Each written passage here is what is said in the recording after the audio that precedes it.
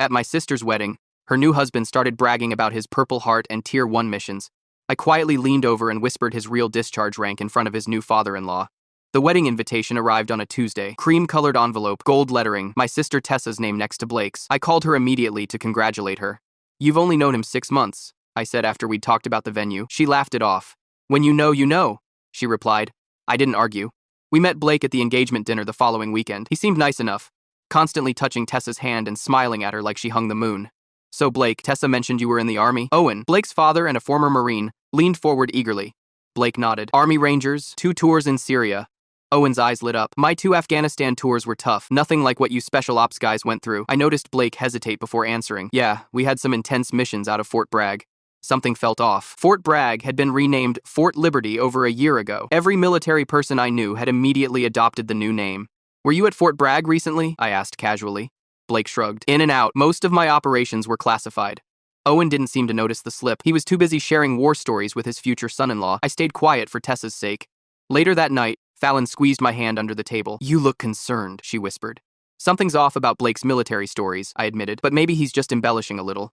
Fallon nodded. "Lots of guys exaggerate. Doesn't mean he's a bad person." I wanted to believe that. Tessa looked happier than I'd ever seen her. The next family dinner was worse. Blake described earning a Purple Heart after a mission in Syria went sideways. "Took shrapnel to my left side," he said, lifting his shirt to show a small scar. "Lost 2 good men that day." Owen clapped him on the shoulder. "Thank you for your service, son." Later, I overheard Owen proudly introducing Blake to his friends as my future son-in-law, the decorated veteran. Blake beamed with pride. That night, I called my cousin Malik, who had served as an Army sergeant for 8 years. Blake mentioned being in the 3rd Battalion using an M4A1 with an ACOG sight in 2018. I explained. "Does that sound right?" Malik paused. "That's weird. Most units had switched to the M27 by then, and the terminology he's using sounds like video game stuff." I thanked him and hung up, feeling uneasy. Tessa was in love. Who was I to ruin that? The following weekend, Blake told a story about a Tier 1 classified operation that sounded straight out of an action movie, complete with helicopter extractions and sniper shots from impossible distances. "How could you hit a target at that range with those wind conditions?" Owen asked, genuinely curious. Blake smiled. "That's classified, sir. Special training." Owen nodded respectfully, but I saw confusion flash across his face. My best friend Caleb pulled me aside after dinner. "You should look into this guy before the wedding," he suggested. "Better to know now than later." I spent that night searching Blake's full name online. His social media showed no military photos, just construction work and earlier posts about working at a pizza place through 2019. When I mentioned this to Tessa, she waved it off. "He's modest about his service, says it was just doing his job." The wedding was 2 weeks away. Blake's stories grew more elaborate with each family gathering. "We had to rescue a diplomat's daughter," he told Owen one night. "Can't say where, but it was the kind of mission that doesn't make the news." Owen ate it up. "Must have been tough operating under those conditions." I watched Blake nod solemnly. "Lost some good men, can't talk about it much." That's when I decided to dig deeper. If Blake was who he claimed to be, I'd apologize and never mention my doubts again. But if he was lying to my sister and future father-in-law about military service, I needed to know the truth before Tessa said, "I do." I called Caleb the morning after the dinner party. He agreed to help me investigate Blake's military claims. We met at a coffee shop around noon to plan our approach. "If he served, there would be records," Caleb said. "Let's start with his employment history." I nodded. "Tessa mentioned he works construction now. Has. For a few years." We tracked down his supervisor, Serena, at the construction company. She was surprisingly helpful when I explained I was planning a surprise for my future brother-in-law. "Blake's been with us about 3 years," she confirmed. "Good worker. Started in 2020. That didn't match his timeline. Blake had claimed to be in Syria in 2020. I dug deeper into his social media that evening. His privacy settings were minimal. I found an old Facebook account he hadn't used in years with posts about working at a gas station until 2021. No military posts anywhere. I told Fallon that night. Not even a Veterans Day mention. She frowned. "That's weird for someone who supposedly earned a Purple Heart." I contacted my cousin Malik again. He put me in touch with Ronan, a military records specialist with database access. "I need to check someone's service record," I explained. "It's important." Ronan agreed to help. 2 days later, he called with his findings. "No record of Blake serving in any branch of the military," he said. "Not Army, not Rangers, nothing." My stomach dropped. Blake was lying about everything.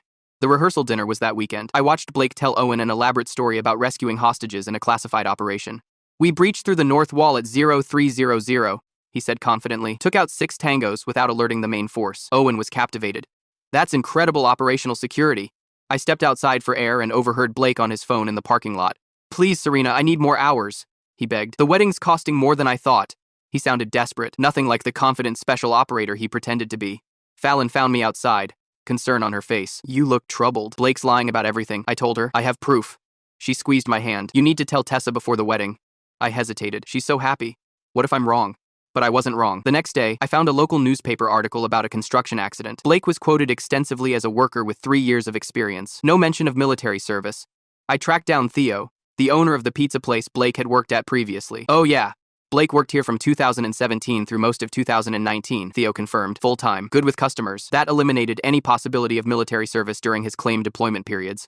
At the rehearsal dinner, Owen gave an emotional toast about military brotherhood. I'm proud to welcome another veteran into our family, he said, his voice thick with emotion. The bond between those who served is unbreakable. Blake nodded solemnly, playing the part perfectly. Later that night, I found something even more damning. Blake had posted in 2020 about being turned away from military recruitment due to a medical issue. Tried to enlist today. Doc said, my asthma disqualifies me. Devastated. Rejected by Army. The post had been deleted, but internet archives never forget. The next day, Blake told a story about meeting General Hawkins during a special ceremony. He personally thanked me for the mission, Blake boasted to Owen. I looked up General Hawkins. He had died in 2017, 2 years before Blake claimed to have met him. Tessa's maid of honor, Naomi, pulled me aside at the pre-wedding lunch. Blake told me all his military photos are classified, she whispered. That's why he doesn't have any. Does that sound right to you? I shook my head. No, that's not how it works. With the wedding just days away, I tracked down Miles, Blake's friend from the construction site. He was reluctant to talk at first.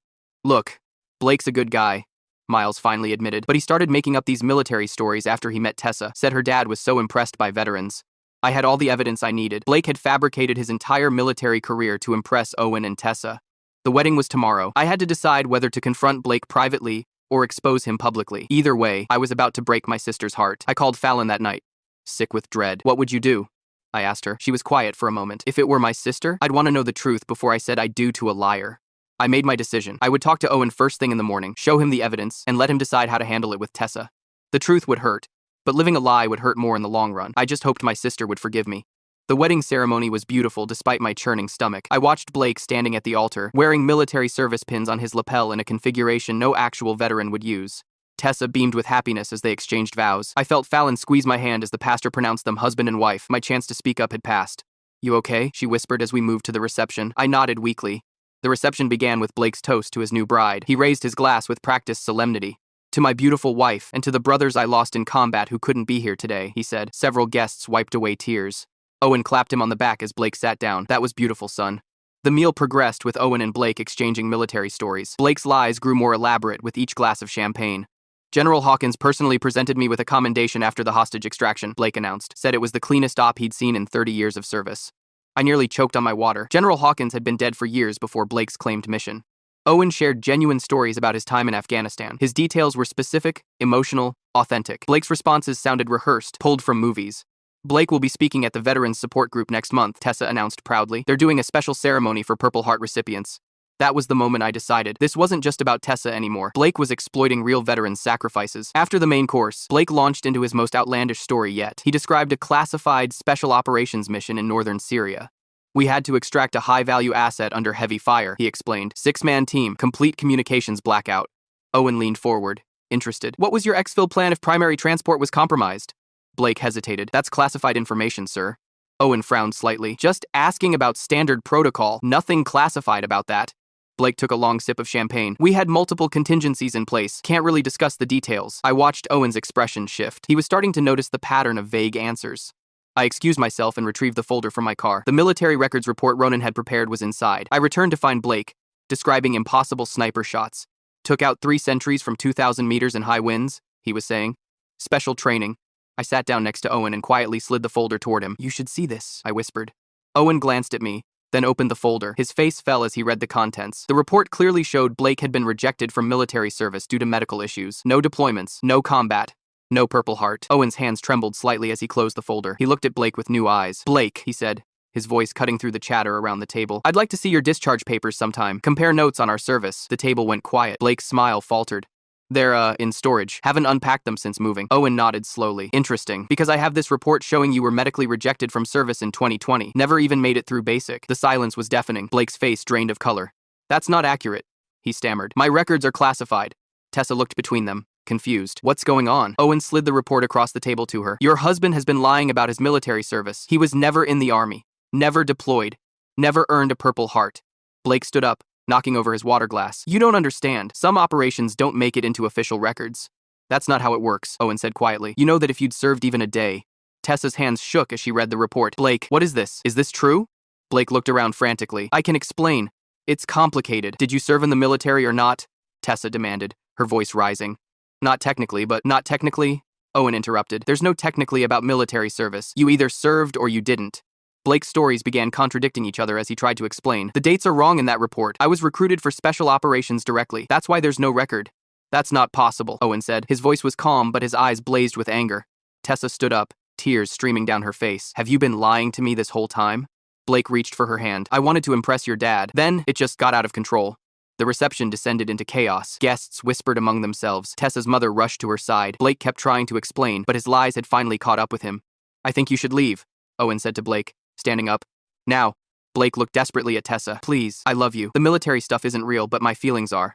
Tessa pulled off her wedding ring. I don't even know who you are. I watched my sister's wedding fall apart before my eyes. The truth had come out, but at what cost? Tessa sobbed into her mother's shoulder. Owen stood rigid with betrayal written across his face. Blake made one last attempt to salvage the situation. I tried to enlist. They rejected me for asthma. I wanted to serve. I really did. Then you should have been honest about that, Owen said. Instead, you dishonored everyone who actually did serve. As Blake was escorted out by Tessa's uncles, I caught my sister's eye across the room. Her expression was a mixture of heartbreak and gratitude.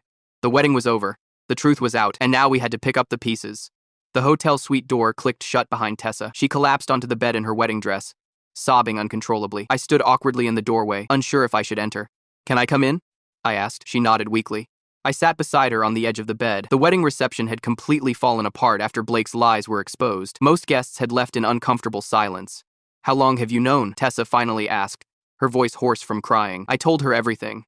I suspected something was off at the engagement dinner, I explained. The Fort Bragg slip-up was the first red flag. Tessa wiped her eyes. I feel so stupid.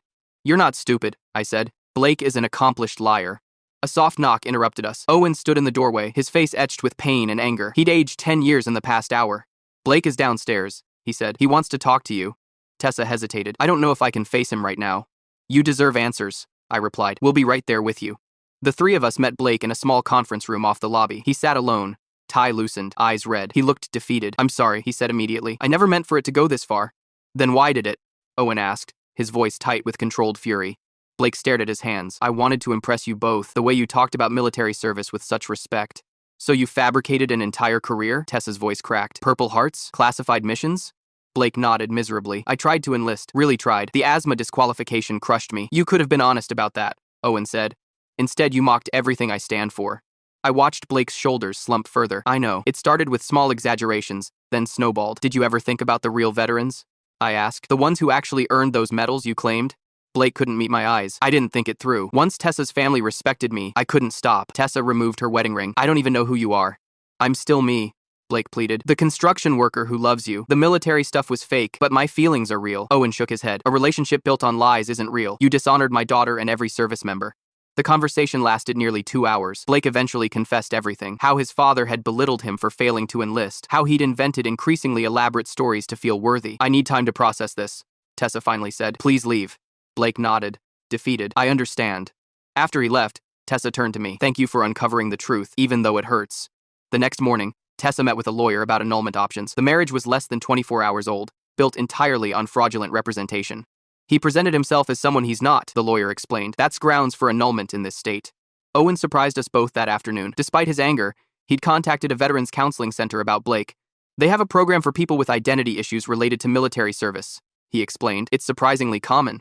You're helping him? Tessa asked, confused. Owen nodded. I'm furious at him, but he needs help, not punishment. Over the next few weeks, Tessa stayed with our parents while processing her grief. I helped her navigate the legal paperwork for the annulment. How did I miss all the signs? She asked one evening over coffee. Love makes us blind sometimes, I replied, and Blake was very convincing. My cousin Malik invited Owen to a legitimate veterans support group. They met weekly, giving Owen a healthy outlet for his feelings of betrayal. Real veterans understand sacrifice, Owen told me afterward. Blake wanted the glory without the service. Blake started therapy. He sent Tessa a handwritten letter taking full responsibility for his deception. No excuses, just accountability. I'm not asking for forgiveness, he wrote. Just want you to know I'm getting help for my issues. Tessa appreciated the gesture but maintained her distance. The annulment was finalized 6 weeks after the wedding. Fallon and Caleb helped me process my own complicated feelings. I'd exposed the truth but destroyed my sister's wedding in the process.